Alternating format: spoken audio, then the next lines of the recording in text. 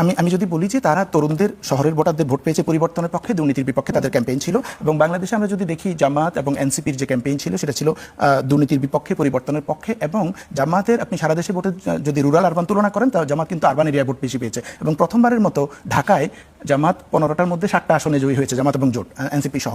এটা অতীতে কখনো হয় নাই। অতীতে সবসময় হয়েছে যে দল ক্ষমতায় এসেছে সে দল হচ্ছে ঢাকার আসন সব জিতেছে, একটা দুটা ছাড়া। এবারেই প্রথম এসে যে ঢাকার মানুষ, শহরের মানুষ জনরা জামাতের পক্ষে, পরিবর্তনের পক্ষে, বা তরুণরা এখানে ভোট দিয়েছে, নারীরা ভোট দিয়েছে। তো আমি এটাকে দেখতে চাই যে বাংলাদেশের যে নেপালের যে আরএসপি, এটাকে আমি কম্পেয়ার করতে চাই বাংলাদেশের জামাতের সাথে। যে গণ অভ্যুত্থানের পক্ষে সত্যি গণ অভ্যুত্থানে যারা লিড দিয়েছে, যদিও ছাত্ররা লিড দিয়েছে, তার পরবর্তীতে এসে একটা দল করেছে, কিন্তু তার আগে আমরা যদি নেতৃত্ব দেখি তাহলে এখানে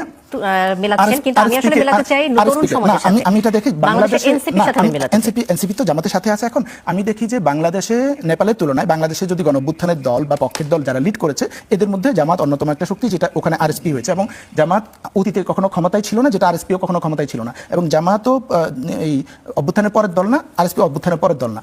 এনসিপি অভ্যুত্থানের পরে দল করেছে, ছোট দল, এদের দল গঠন করার নানান চ্যালেঞ্জ তাদের হাতে ছিল। তারা জামাতের সাথে এসে জামাত এবং এনসিপি মিলে এখানে ভালো করেছে এবং শহরে তারা অলমোস্ট 50-50 ভোট পেয়েছে, যেটা গ্রামের তুলনায় বেশি পেয়েছে।